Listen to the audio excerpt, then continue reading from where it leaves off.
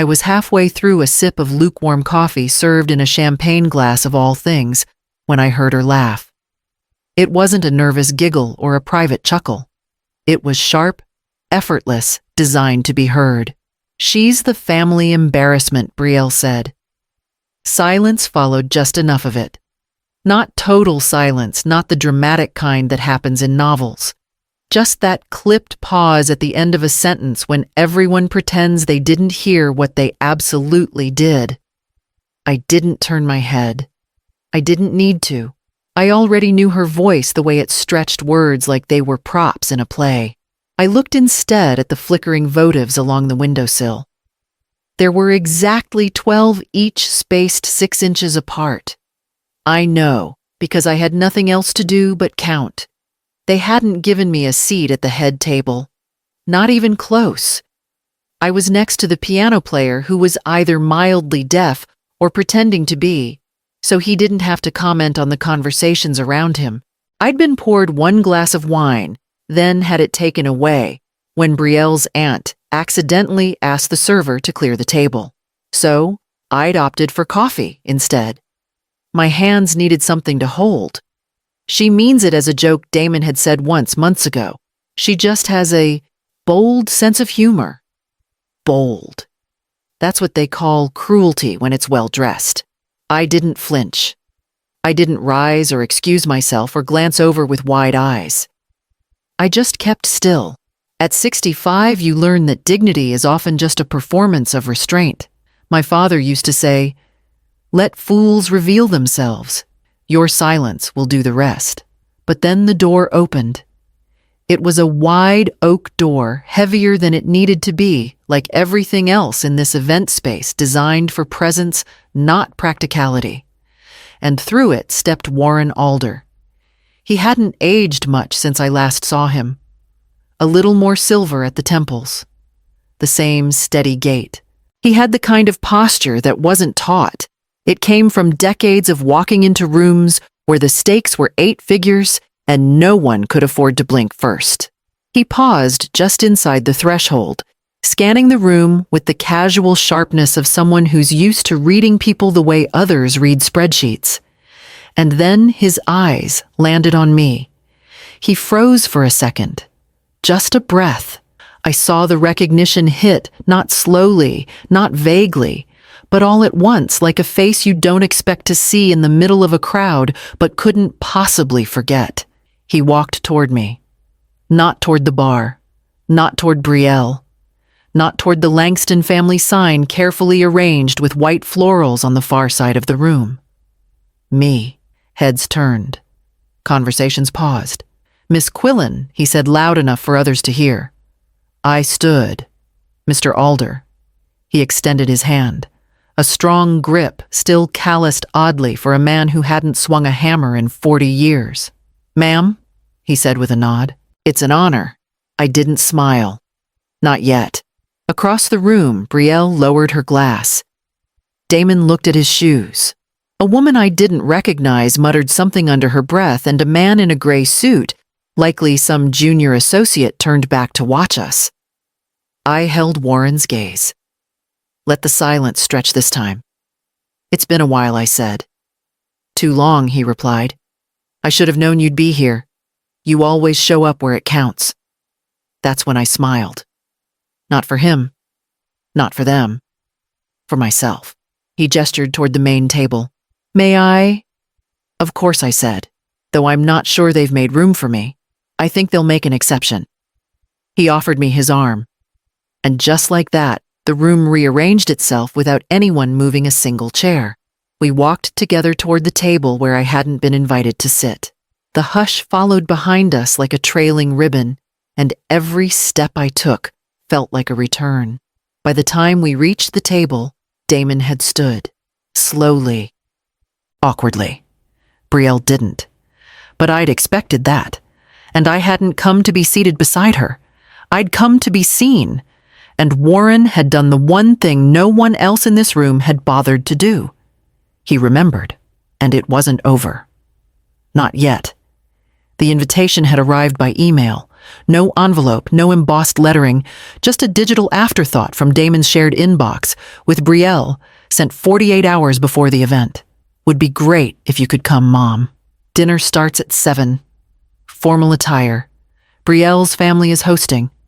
No, we'd love to have you. No mention of where I'd be seated or if anyone would pick me up. Just a logistical nudge like a dentist appointment or a car inspection. Still, I pressed my blouse, steamed the hem of my blazer, and laid out the pearl studs I hadn't worn since Harold's funeral. I didn't have many chances to wear them anymore. I curled my hair the way Damon used to say made me look like I had movie star waves, though I doubted he remembered saying that now. Then, I drove myself in heels I hadn't worn since last quarter's advisory board meeting. The valet barely acknowledged me when I pulled up. He looked past me at the car, not at the woman driving it. Inside the room was already half filled. Laughter spiraled up toward the exposed beams and gold chandeliers. A hostess guided me with a polite but distracted smile to the back of the room right beside the pianist, 2 tables down from the bathrooms. "This is you," she said. I stood there for a second. Just long enough for the weight of it to settle. I'd once been introduced to world leaders seated between tech CEOs and governors. I'd stood before federal boards and spoken about market collapses without flinching. Now I was placed beside a speaker stand and a stack of folded napkins. I took my seat quietly. Damon hadn't seen me yet. Brielle had she gave me a brief nod and turned away mid-sentence, as though acknowledging me had used up her social quota for the evening. The conversations at my table were cordial but hollow. A distant cousin of Brielle's told a long story about her dog's gluten allergy. An older man asked me if I was with the catering staff. I corrected him once, then let it go. Every now and then, I glanced toward the head table. Damon was seated beside Brielle, both of them glowing beneath soft uplighting, surrounded by her family and friends. My son used to look for me first when he walked into a room. He used to call me after late-night meetings just to ask, "How do you keep it together when everyone else is falling apart?" Now he laughed on cue beside someone who referred to me as the help. When did my name stop being enough? I watched as Brielle's mother stood to give a toast, long and indulgent recounting every summer of Brielle's ballet recitals, every birthday cake, every private school milestone. Not once did she mention Damon, though his name was on the invitation. He clapped politely. I clapped too. The piano player began to play something soft and aimless. I leaned back in my chair and stared at the ceiling. I knew this feeling too well, being present, but peripheral, spoken to only when necessary, tolerated, but never truly invited. I should have left. I nearly did, just as the doors opened and Warren Alder entered the room. And when his eyes met mine, something in the structure of the evening shifted, because Warren didn't look past me. He didn't scan for someone else. He didn't pretend not to know. He stopped, recognized me, and crossed the room like it was the most obvious thing to do. And that his simple act of seeing was the reason I stood up and let him take my arm. Because while the rest of them had assigned me a side seat, Warren Alder remembered the table I once built. "Miss Quillen, ma'am. I should have known you'd be here." Warren's voice cut through the soft clatter of forks and low cocktail laughter like a tuning fork through fog. Polite, measured, precise, but it landed with weight. It was the way he said it, full stop between Miss Quillen and ma'am, as though he were addressing both a colleague and a stateswoman. As though I were someone worth announcing even in a room filled with people who had already made up their minds about me. I stood as he reached me. His arm was already outstretched before I realized he meant to offer it not just a handshake but an escort. And then the murmuring began. It wasn't loud. Just the subtle shift of atmosphere, a woman setting down her glass too quickly, a man leaning toward his wife with his eyebrows raised. A few heads tilted, and all eyes by then had turned. I heard Brielle's voice falter mid-sentence at the head table. A clipped inhale followed. Then silence. Warren held my hand a second longer than expected. Still the same eyes, he said under his breath. Sharp as ever. You always did have a flair for entrances, I replied. And you, he smiled, a habit of showing up exactly where the backbone is needed.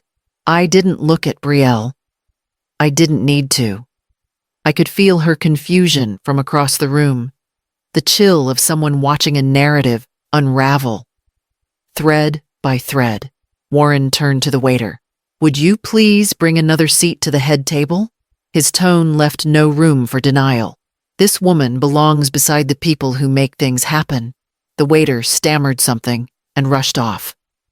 Damon finally stood. He looked from me to Brielle, then back again, mouth slightly parted, eyes clouded with something between awe and regret. He didn't speak. He didn't need to. Warren leaned closer. Your son didn't mention you were coming. I imagine he didn't think it mattered. Well, he said, stepping back and gesturing for me to walk with him. It matters to me. We moved through the room like a crack down a frozen lake. Quiet, widening. I didn't smile at anyone, didn't greet or nod. I didn't perform. I let my presence do the work they'd forgotten it could do. At the table, they'd left no chair for me. Warren pointed to the end of the row. There, he said, and one of Brielle's uncles stood red-faced and gestured for the staff to fix the oversight. When I finally sat, I heard Brielle clear her throat. She raised her glass slightly. Dad, she said, tone forced. So glad you made it. Warren didn't respond immediately. He turned to me instead. I don't suppose they told you, he said, but this woman, this remarkable woman once saved my company with nothing but a pen, a red marker, and a 4-hour deadline. The room fell back into that strange, brittle quiet. She doesn't say much, he continued. But when she speaks, entire boards listen. Or they should. I didn't respond. It wasn't my moment to confirm or deflect.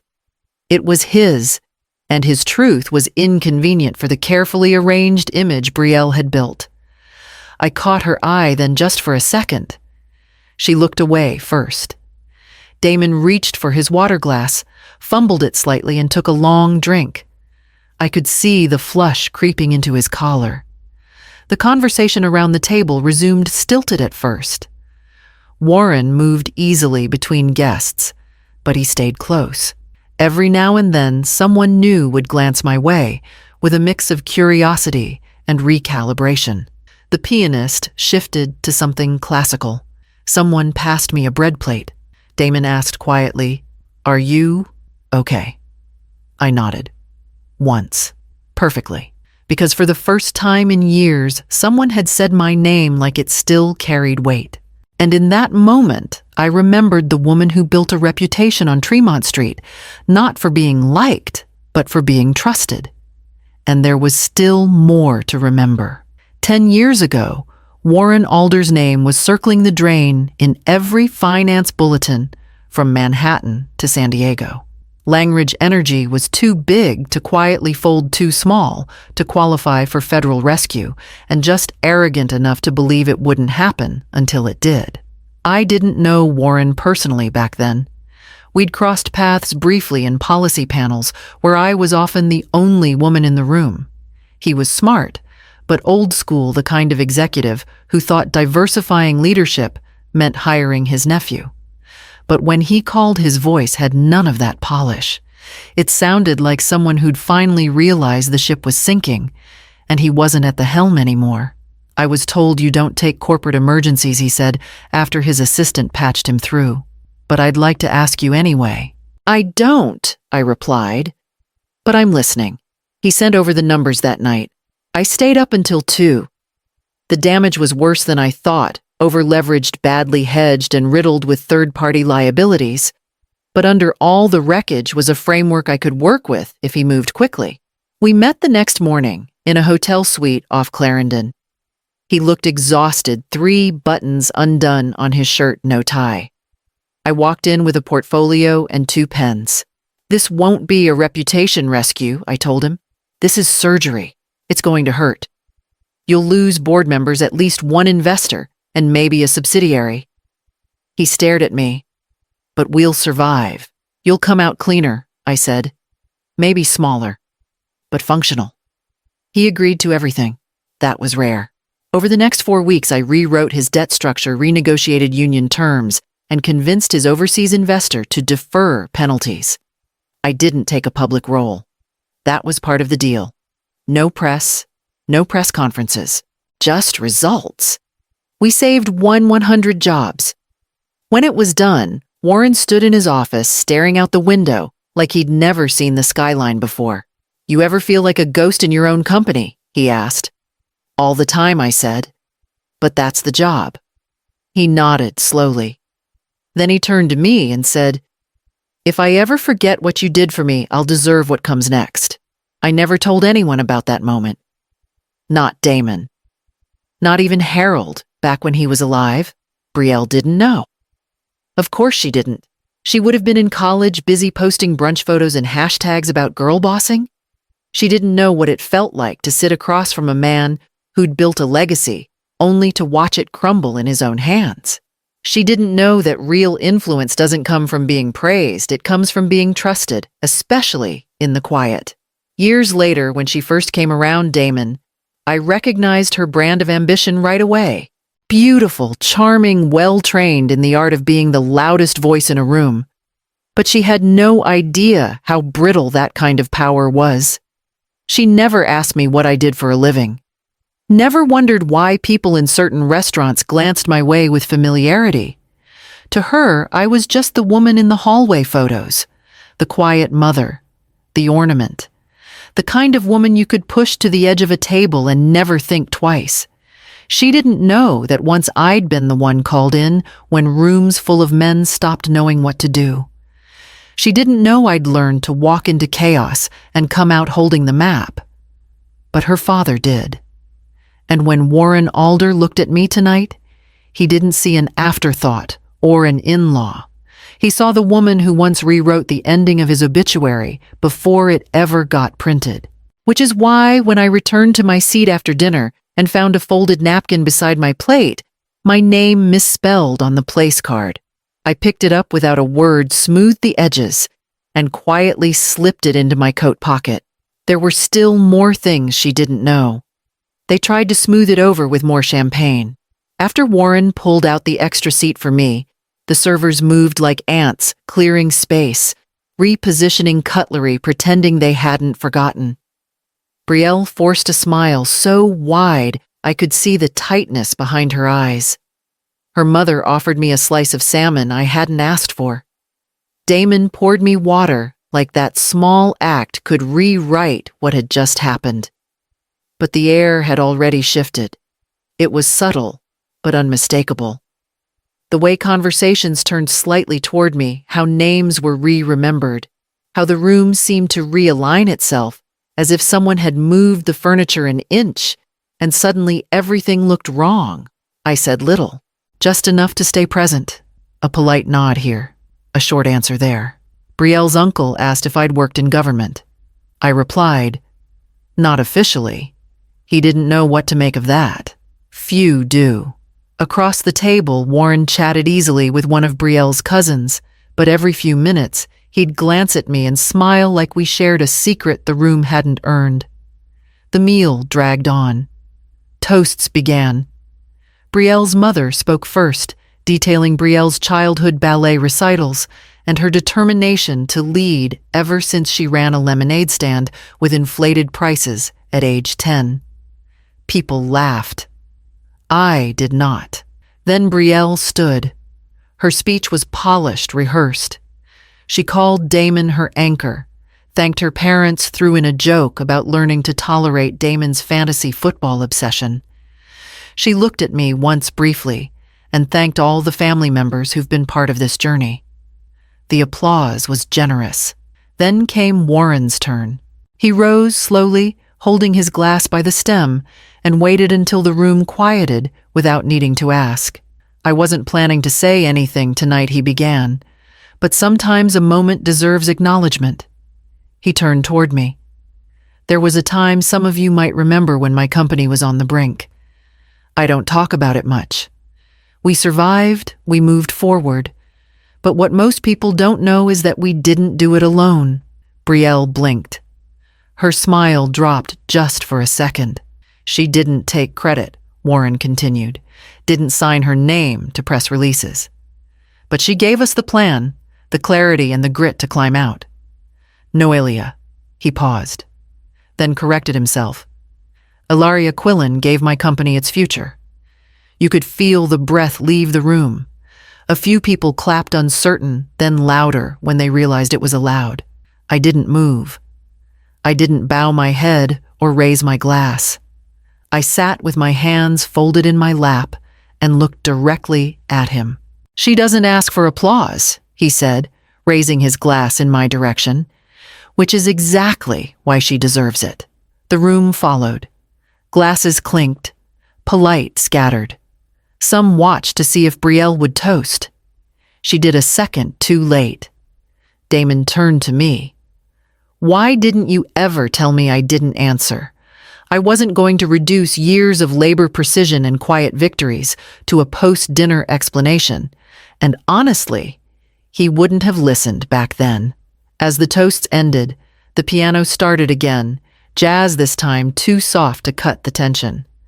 I excused myself and walked toward the side terrace. No one followed.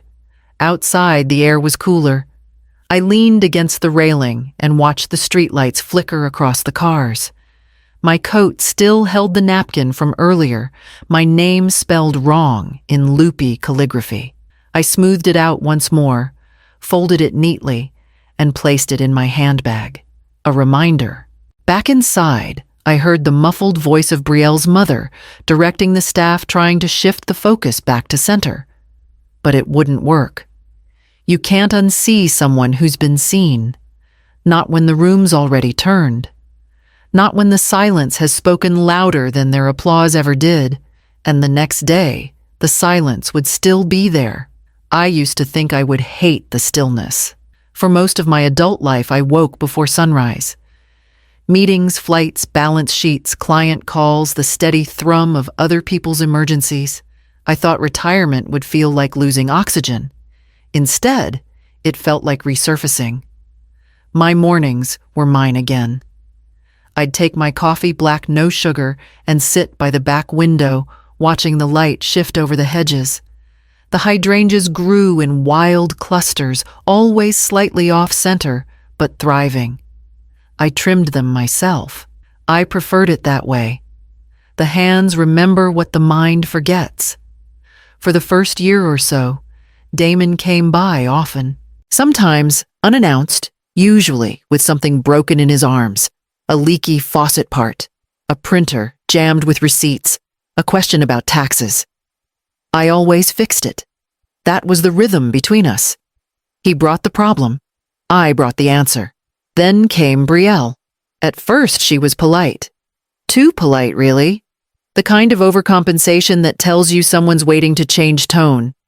She complimented my garden, my furniture, my cute little cottage as if it were a hobby, not a home. I made her coffee once black like mine, and she added oat milk and cinnamon syrup from her purse. After that, the visits grew shorter, less frequent. When they did come, Brielle answered most of the questions I asked Damon. He let her. She corrected my stories mid-sentence. He laughed. I noticed how my name became your mom in conversations not Ilaria. One afternoon, I offered Damon a book he'd loved as a teenager. I still had it. The spine cracked my notes in the margins. He smiled, but didn't take it. She's trying to get me into more tech-forward stuff now, he said. You know, mindset performance. And just like that, the lines were drawn. Eventually, he stopped showing up altogether. I sent cards. He replied with thank you texts, no punctuation, no warmth. I asked about his work, his health. He answered with emojis. I stopped asking. It wasn't that he had changed completely. It was that he had softened in places where I had made him sharp. He no longer trusted his own instincts. He borrowed hers. Brielle came once without him. I was pruning the lavender knees in the dirt. She stepped onto the porch like it offended her. "Damon is busy," she said, "but I thought I'd drop this off." It was a box of mismatched wine glasses. Extras from the registry, she explained. You could use a little update. I looked at my own glassware later that night. Heavy, crystal-balanced stems, each one a gift from a client or a retirement gala. I didn't touch the box she left. I gave it to the mailman's daughter the next morning. I don't remember when I stopped waiting for them. I only remember how quiet the house became and how that quiet somehow made more sense than the noise they used to bring. At least it was honest. I kept the bookshelf dusted, kept the driveway clear, kept one guest room made just in case. But I stopped imagining who might use it. I found peace in routine small ones. Folding laundry with sharp corners, reorganizing the spice drawer, walking the perimeter of the backyard after it rained, checking for beetles. There is a grief that doesn't come with funerals. The kind you live beside. The kind that wears your last name but stops calling. I learned to live with that too. Until the dinner. Until that voice. Until Warren reminded the room who I'd been all along. And when I returned home that night, I didn't go straight inside. I stood by the porch rail and looked out over the gravel road I'd walked 1,000 times. Somewhere along that road, I'd lost the boy who used to call me on his way home. And somewhere on that same road, something told me I might not be the one who was lost. There was a time when the scent of dry erase markers and stale boardroom coffee meant momentum. Deals were won, not in flash, but in precision. I wasn't the loudest voice in the room. I was the one they looked at when things started falling apart. I spent 23 years at Quillen Strategic Advisory. I never put my name on the door out of ego. It was a necessity. Clients trusted names that sounded solid, credible, dependable. My husband once said it sounded like an old law firm, which made me laugh because I built it from a coffee table and a $6,000 severance check. But it worked. We worked. I trained analysts who now run private equity portfolios. I mentored 3 women who now sit on boards that once refused to hire them. I handled buyouts without bloodshed and bankruptcies with dignity. I negotiated during recessions, sat across from CEOs who didn't know how close they were to collapse, until I slid the folder across the table and showed them. And I did it all while raising a boy who used to sit under my desk, coloring dinosaurs and asking why some people wore mean ties. Damon was proud once. He told his 3rd-grade teacher, "I fixed rich people's problems for money." I framed the note she sent home about it. He used to come to the office when school let out early. The interns would teach him to format spreadsheets. He once gave a mock presentation to the team with hand-drawn graphs. I still have it in a drawer. He titled it, "Why Mom is the Boss." But over the years, something shifted. As Damon got older, he stopped asking about the office, stopped bragging to his friends. He started noticing the hours more than the impact, the missed football games, the late pickups, the meals reheated from meetings that ran long. When Brielle entered the picture, it happened faster.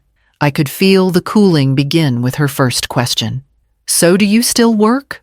I remember answering. "I consult occasionally." And the way she smiled at that patronizing, amused as if consult were code for unemployed or irrelevant. She once asked me at dinner what I did before the market got easy. I nearly laughed. The market has never been easy, but I understood what she meant.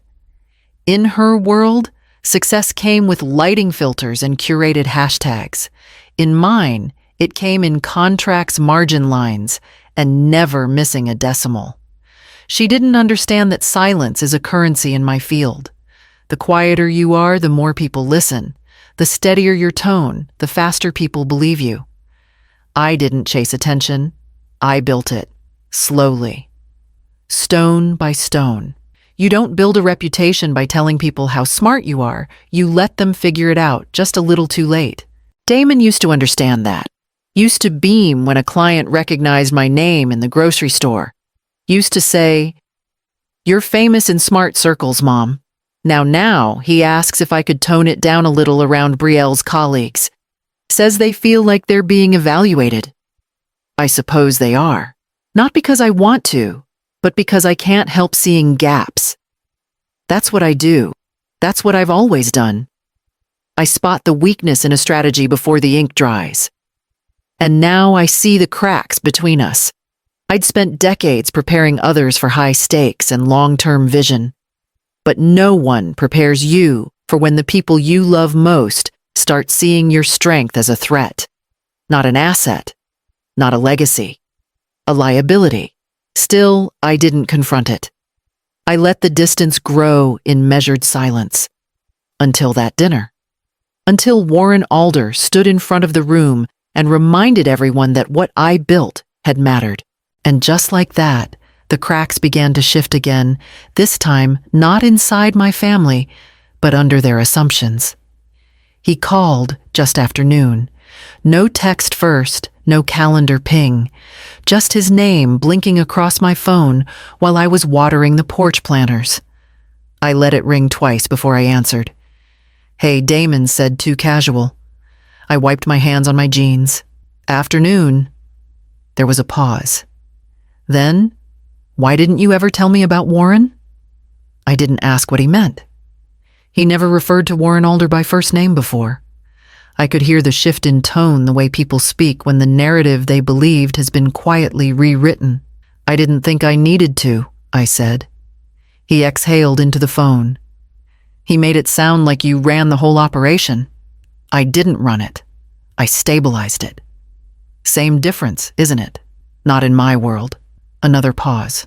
Longer this time. "Why didn't you ever tell me?" he asked again, but softer this time. Less frustration, more confusion. I walked to the side of the house where the sun was still low enough to warm the bricks. "Because if I'd told you when you were younger, I said you wouldn't have believed it. And if I'd told you more recently, I wasn't sure you'd care. That's not fair." "No," I said. "It isn't." I heard him shifting, maybe pacing. He always moved when he felt cornered, even as a child. It caught me off guard, that's all. Brielle and I had no idea. "People have been texting me since the dinner, asking if you're taking clients again." "I'm not," I said. "I didn't go there to network Damon. I know I waited." He cleared his throat. "It would have helped maybe if I'd known sooner, to understand you better." That was the moment something in me cooled. "You mean it would have helped Brielle?" I said. Silence. "I see it now," I continued. All the little comments, the shrinking chairs, the missed birthdays. The assumption that what I built doesn't matter because I didn't broadcast it. It's not like that. "No," I said. "Then let me ask you something, and I want you to be honest." "Okay." If Warren hadn't spoken up, if no one else in that room had said a word, would you have ever looked at me differently? "That's not would you." He didn't answer, which was the answer. I let the silence settle before I said, "If you only respect me because of who I helped, not who I am, then I didn't raise a son. I raised a PR strategy." His voice cracked. "Mom, I'm not angry, Damon. I just want you to understand how far you've drifted from the woman who raised you alone. The woman who took meetings while cooking dinner, who taught you to double-check your math before you bet on anything, who gave up 12 years of weekends to make sure you never noticed the gap." "I noticed," he said. "I just didn't know how much. You didn't ask." He sighed. "It's complicated now." "No, it's not," I said. "It's just inconvenient." The line went quiet again. "I'm not looking for apology," I said. "I just don't need your sudden interest now that someone else applauded." "That applause wasn't for you." He didn't argue. For once, he didn't try to reframe it. "I'll talk to Brielle," he said eventually. "You don't need to talk to Brielle," I replied. "You need to decide whether you know the value of what's already in your bloodline, or if you only recognize it when someone else puts a spotlight on it. We didn't say goodbye. He hung up first. I slipped the phone into my back pocket and walked inside, the weight of that conversation settling behind my ribs like something old and familiar. That evening, I checked my email. And there it was, neatly worded, tone-polished, and unmistakably strategic. A message from Brielle. Brielle's email was short, crisp, and just sweet enough to pass for sincerity. Hi, Ilaria. Thank you for joining us at the dinner. I'm sure you noticed the surprise toast from my father. He can be very nostalgic. Of course, we know it was just his way of being polite, but I hope you enjoyed yourself. Warmly, Brielle. I read it twice, then archived it. Not deleted, just tucked away the way I do with anything carefully curated to look harmless, but built to undermine. He was just being polite. That was her angle, her defense, her way of smoothing down the edges of what had clearly unsettled her. But something had shifted, and no amount of smile-stitched language was going to unring that bell. By the following Monday, I'd received 6 emails and 3 voicemails from people who'd attended the engagement dinner or knew someone who had. One woman, a managing director at a firm I hadn't stepped into in 15 years, wrote, "I didn't realize you were that Ilaria Quillen. You're a legend in our office. Your restructuring memo for the Trovant case is still used in our training deck." Another asked if I was taking on any short-term projects. I politely declined, but thanked her for the kind words. It wasn't the work I missed. It was the quiet acknowledgement that what I'd done had mattered. Someone else forwarded me a photo taken from the far corner of the event hall, grainy, poorly lit, but I was unmistakable standing beside Warren, our heads tilted toward each other in conversation. The caption below read, "Power move." I didn't post it. I didn't need to, but I saved it. Damon hadn't called again. Brielle hadn't followed up. But I knew they'd felt it, that tiny shift in gravity. Suddenly, I wasn't just Damon's mother or the woman at the edge of family dinners. I was someone who had built her own seat long before anyone offered her one. Still, Brielle made her move. A week after the dinner, she joined me at a cafe near the Wellesley Green. She arrived 5 minutes late, holding an overpriced matcha in one hand and her phone in the other. No apology. "I just wanted to clear the air," she said, sliding into the seat across from me. I waited. "My dad didn't mean to make anyone uncomfortable," she went on. "He just has a flair for the dramatic. He stated a fact," I said. "That tends to make people uncomfortable when they've been living in fiction." She gave a short laugh, tight controlled. "It just caught people off guard, that's all." "Yes," I said. "I've found that truth often does." She didn't reply. Instead, she shifted tactics. "Anyway," she said, "a few people reached out to me after the dinner. They were curious about you. I guess you've had quite the career." I sipped my coffee. "I have." "Well, that's great," she said quickly, as if moving past a subject she didn't want to sit with too long. "Anyway, now that the wedding is getting closer, we're just trying to manage the guest list and the flow of the evening. I want everything to be cohesive." There it was. "You're wondering if I'll make things less cohesive," I said. Brielle tilted her head, faux confused. "I didn't say that." "You didn't have to." She sighed, placed her cup down. "Look, Ilaria, you're obviously important to Damon, but this night, it's about our story." I folded my napkin. "And your story can't hold space for the truth of mine?" She blinked. I stood calmly. I won't fight for space where I was never welcome. I left her there at that little cafe table surrounded by the noise of curated life. Let her sit with it. That night, another message arrived. This one wasn't from a stranger. It was from Warren. Short, clear, direct. "Don't let them rewrite the room. I saw who they were, and I saw who you are."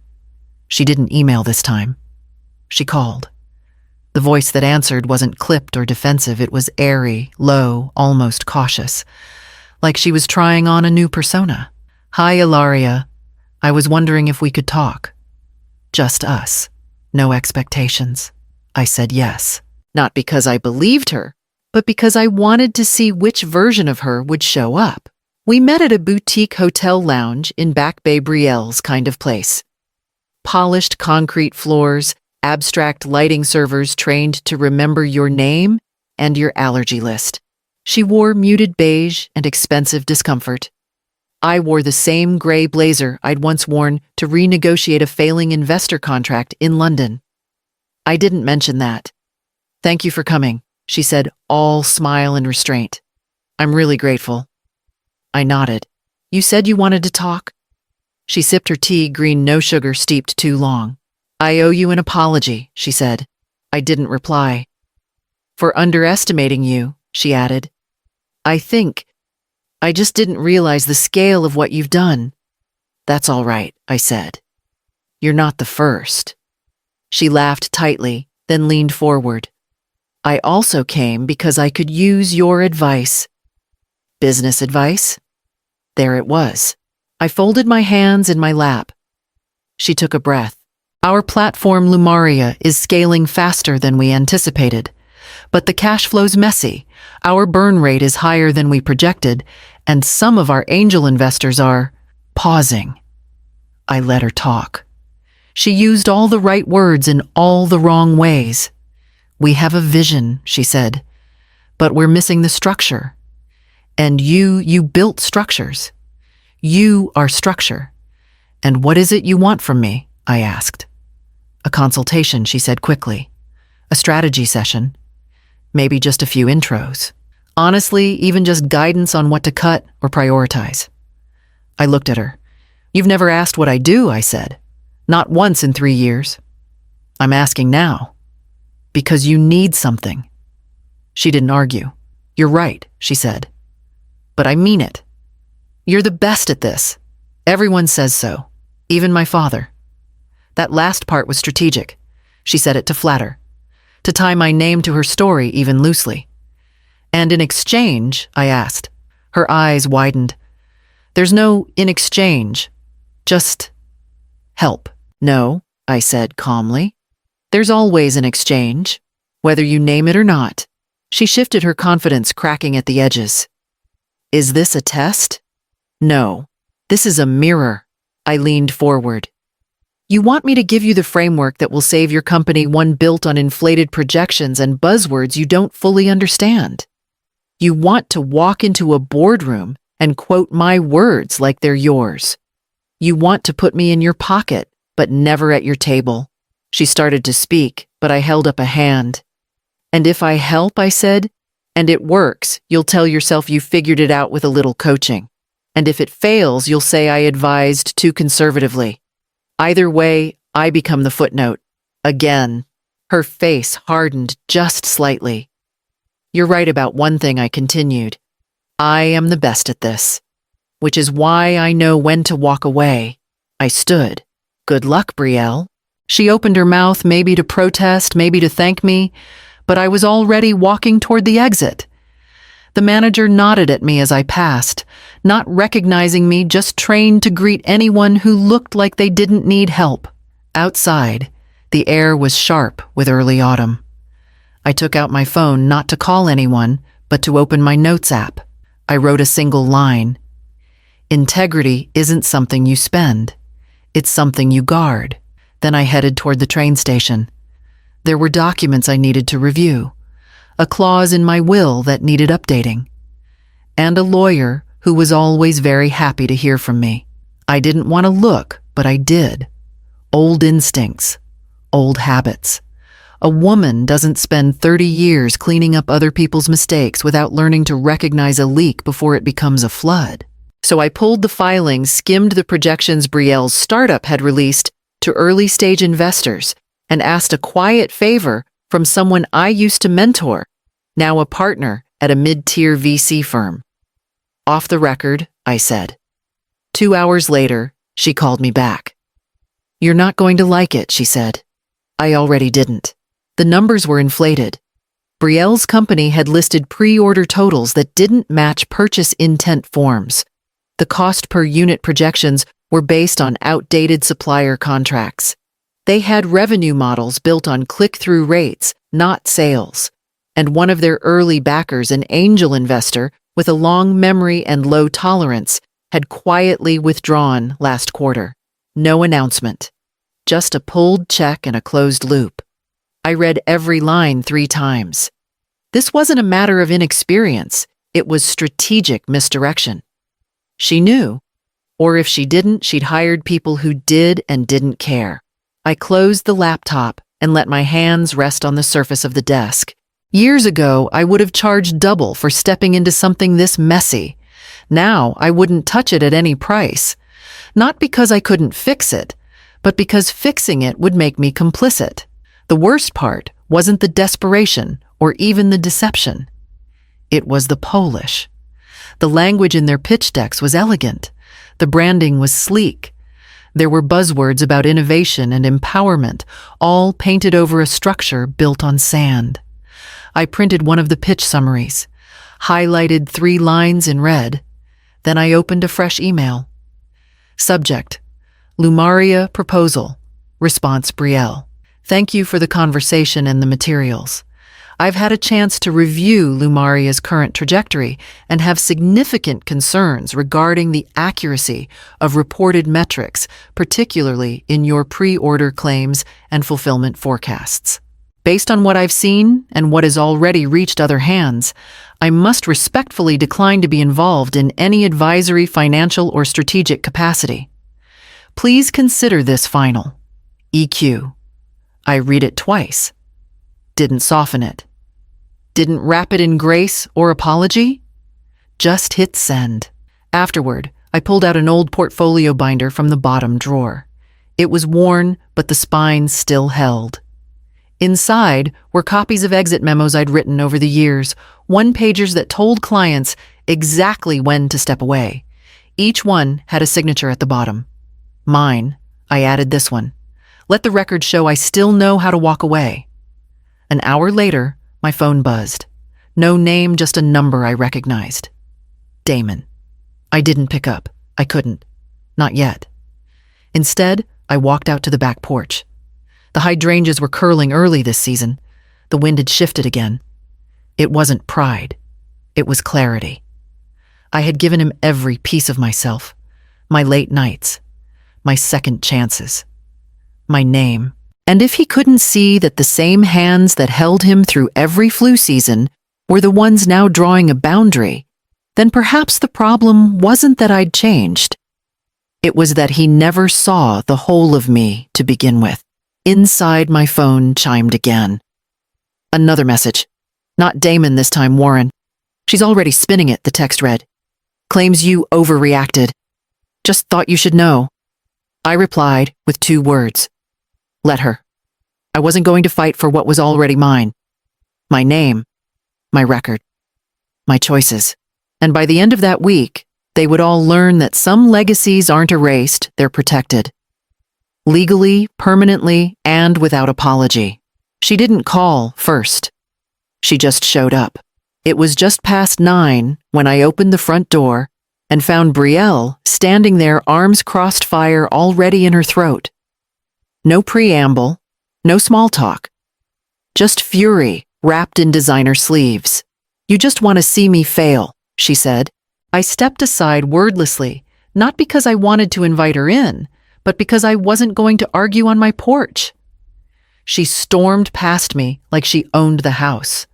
Funny, considering how little she understood what it took to own anything, not just on paper, but in consequence. I gave you a chance to help us, to be a part of something that could have mattered to both of us. I walked to the kitchen and poured myself a cup of coffee. Didn't offer her one. Brielle, I said calmly, you didn't ask for help, you asked for cover. That's not true. You asked me to co-sign numbers I knew were false. That's not mentorship. That's camouflage. She slammed her bag onto the table. You're being dramatic. Every startup fudges numbers. At first, it's how it works. Investors expect a little optimism. And when the truth catches up, I asked, "You expect someone else to absorb the cost?" She didn't answer that. Instead, she said, "You never wanted to like me. You've been waiting for me to fail since day one." "I didn't have to wait," I said. "You ran toward failure all on your own." That's when Damon walked in. He hadn't knocked either. Of course not. Not when he'd been raised to believe he always had a place here. I saw the hesitation in his eyes the second he stepped inside, saw how red Brielle's face was, how still I'd become. "Mom," he said, "can we just—" "Pause a second. Please, I didn't move." "She's trying," he said. "She's just under pressure. The wedding, the business, everything's been moving so fast." I looked at him, really looked at him. "Damon?" I said, "Don't stand in my kitchen and ask me to excuse deception, because it came with a deadline." "I'm not," he said. "I'm just saying maybe you could have helped. Just this once." And there it was, the blade wrapped in softness. I set my cup down and leaned on the counter, not because I was tired, but because I wanted the space to hold myself steady. "I did help," I said. "When I raised a man, not a mirror." His brow creased. "What does that mean?" "It means I said I taught you how to hold a line, how to stand for something, how to know the difference between noise and integrity. And now you repeat her language like it's yours." "I'm trying to be fair." "No," I said. "You're trying to be neutral. And neutrality in the face of dishonesty is complicity." Brielle scoffed. "So, what now? You're the moral authority of this family." "No," I said. "I'm just the only one who remembers what a boundary looks like." Damon looked away, then jaw tight, throat working through words he wouldn't say. "I didn't want this to become a war," he mumbled. "It isn't a war," I replied.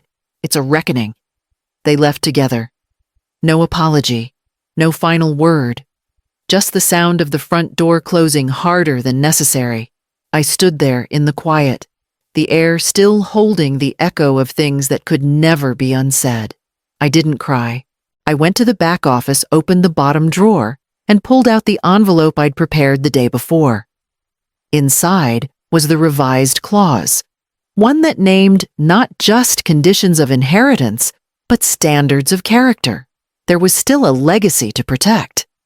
And I had no intention of leaving it to people who couldn't recognize it while I was still alive. The revised list came to me by accident. A cousin of Brielle's, one of the few with any backbone, forwarded me the link. "Thought you should see this," the message read. No explanation. Just a hyperlink to a shared wedding itinerary labeled Langston Alder Final Seating plus Access Control. I opened it. Scrolled slowly. There it was. VVIP Table of Front Pavilion Brielle's parents. Warren and his wife, 3 investors, 2 of Brielle's former professors, and the officiant. My name wasn't there. I kept scrolling. Immediate family. Table B1 Eric, his best man Damon's old roommate and aunt from my side. Again, no mention of me. Finally, I found myself near the bottom table G4, reserved overflow garden terrace. It was shaded in gray, labeled pending confirmation. Pending, as if I were someone they weren't quite sure would be worth the chair. I didn't respond, didn't call. I simply closed the file, muted the group email thread, and printed the seating chart for my records. A few days later, I ran into Warren at the fundraiser he'd invited me to during the engagement dinner. He found me in the corner of the event hall, a glass of sparkling water in my hand, and my back to the crowd. "You see the list?" he asked. I nodded. He exhaled slowly, the kind of breath men only release when they're trying to keep from setting something on fire. "They moved you to the garden," he said. "Near the goddamn dessert tent." "It's fine," I replied. "No, it isn't." I looked at him. "Warren, I've been moved to the edge of things for years. A table shift won't undo me." He shook his head. "They're making a mistake. They're making their event," I said. "Let them." He stared at me a long time, then muttered, "You're stronger than they are." I've had more practice. We didn't talk about it again. As the wedding approached, the tension thickened, but stayed unspoken. I received no direct updates, no invitation to dress fittings, no mention of a role in any rehearsal. Damon hadn't called in over a week. Brielle sent a mass email about preferred attire and arrival times. I was copied, but not addressed.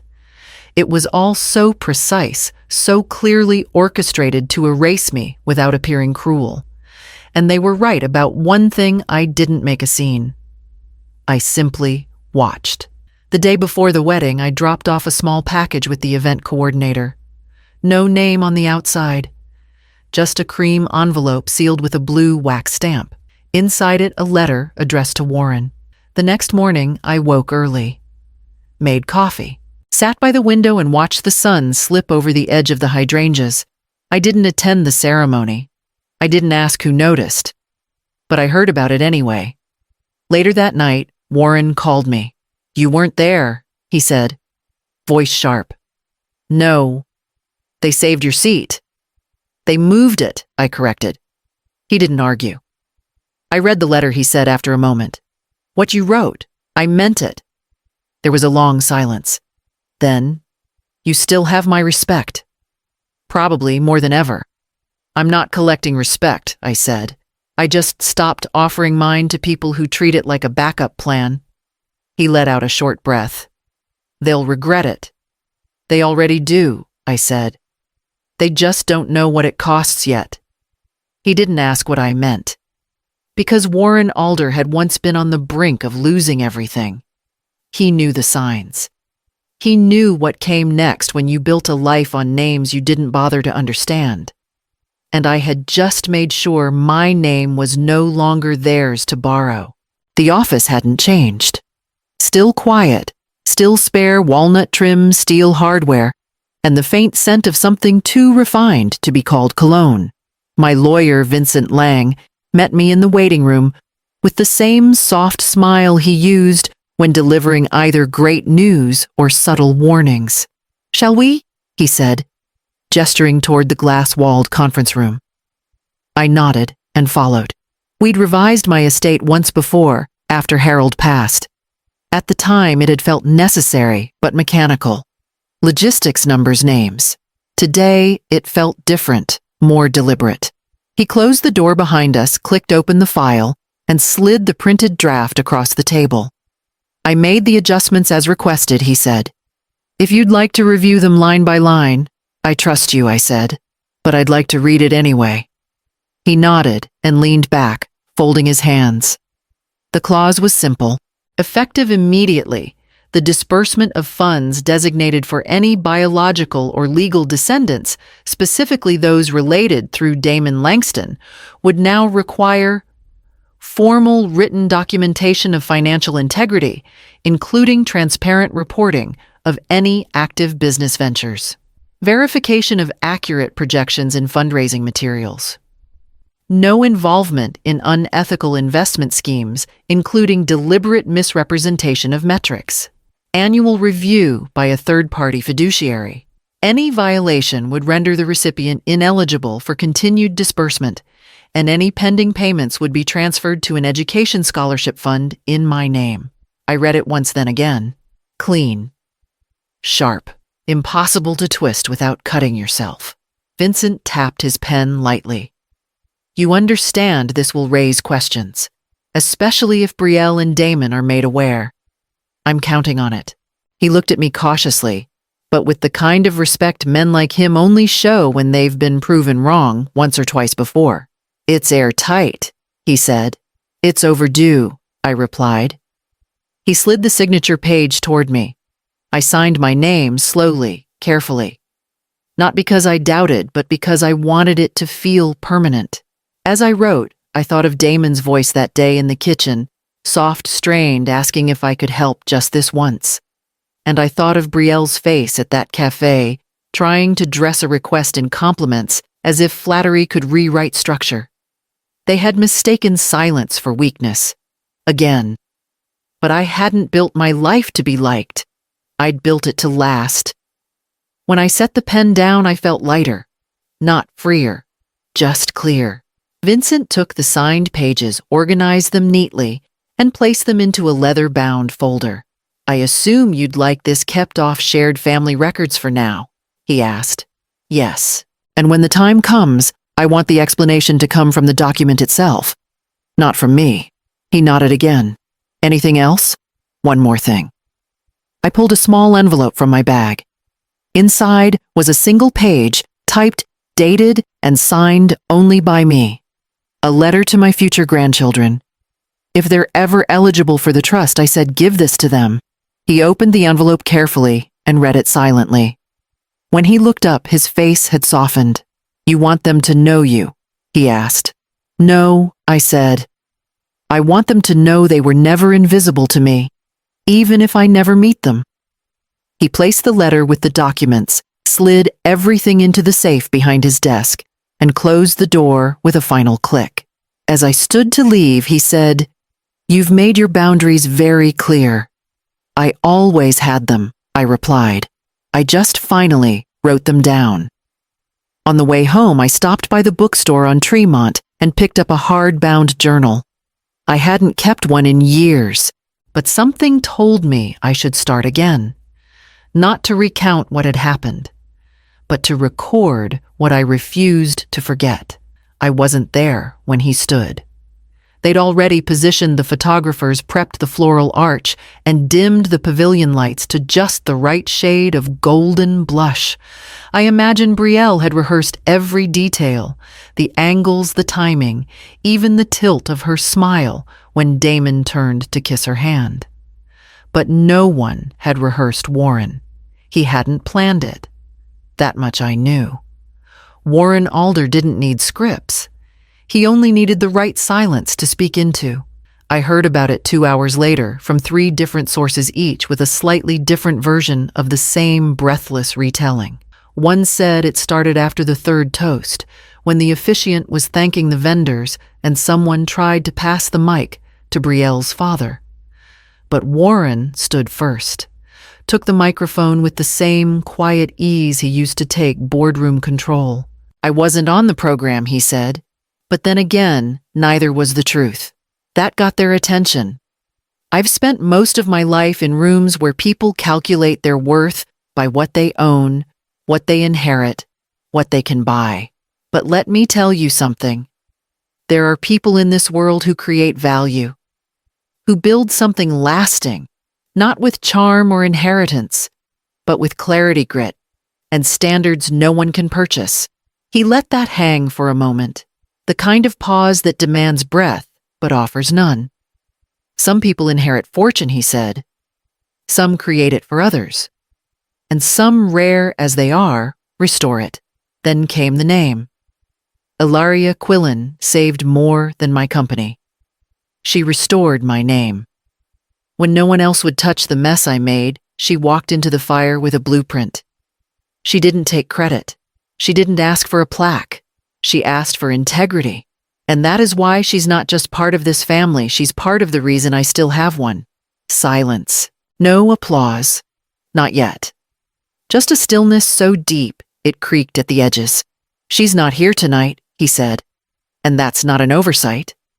That's a choice she made. One I respect, because some absences speak louder than any presence. But I will not stand here celebrating legacy and pretend mine would still exist without her." That's when the clapping began. Hesitant at first, then louder. Real. The room had turned. Brielle had frozen, someone said. Face unreadable. Damon had looked at the floor, hands clenched under the tablecloth. Someone else claimed a waiter whispered, "That's the woman from the dinner," to another guest near the bar. But I wasn't there to confirm it. I didn't need to be. Because Warren called me that night. Didn't text. Didn't wait. When I picked up, he said I meant every word. "I know," I replied. "They needed to hear it," he said. "Even if they won't admit it yet." "They heard it," I said.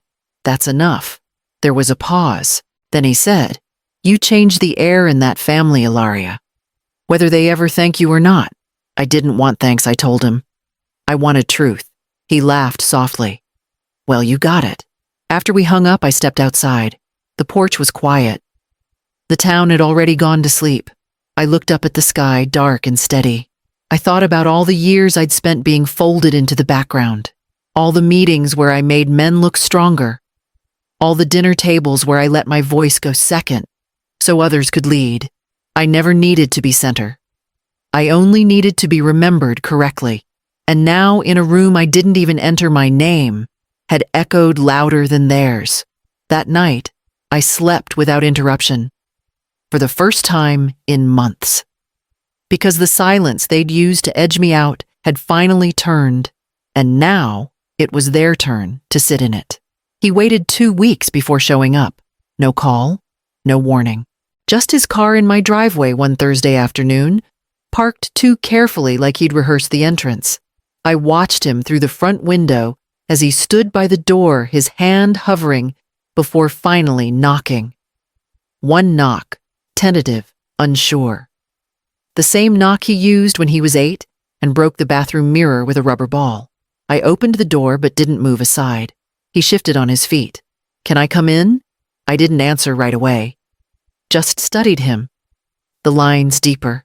Now the eyes worn thinner than the last time I really looked. When I finally stepped back, it wasn't forgiveness.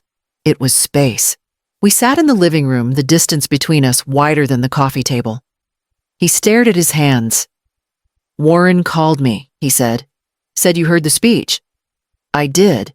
He meant it, you know." "I know." He swallowed hard. I should have said something that night. I waited. There were people. Cameras. Brielle was already upset. "Ah," I said. "So you waited for a quieter audience." He flinched just slightly. "I didn't mean it like that." "But it's how it happened." He nodded. "I wasn't looking for a scene, Damon," I said. "I was looking for substance." "I know." "Do you?" I asked. Because what I heard, what I saw, was a son who found his voice only after the room started clapping, who waited for applause before remembering the woman who raised him. He looked down. "That's not fair." "No," I said. "It's not." And neither was silence. He closed his eyes for a moment, then said, "I didn't realize how far I'd drifted." "You didn't drift," I said quietly. "You handed over the wheel." He didn't defend himself. That at least was new. I stood and walked to the hallway closet, pulled out a small box wooden worn, tied with a single black ribbon. I brought it to him and set it on the table. "What's this? Open it." Inside were envelopes, stacked, dated, each one labeled with a year. "I wrote you letters," I said. "Every birthday. Started when you turned 5. Kept going long after you stopped asking me to tell stories at bedtime." He stared at them, not touching. "You never gave them to me." "No," I said, "because I kept thinking there'd be a right time. And now I'm not waiting for right anymore." He picked up the top envelope, thumbed the edge gently. "What's in them?" "Everything you forgot I said. And everything I never stopped remembering." He nodded slowly. His voice cracked when he spoke again. "Was it always this hard? Being my mother?" "No," I said. "It was hardest when I stopped recognizing the boy I raised." We sat in silence for a long moment. He didn't cry. Neither did I. We were past that kind of soft. "I don't know how to fix it," he said finally. "Then don't," I said. "Just read."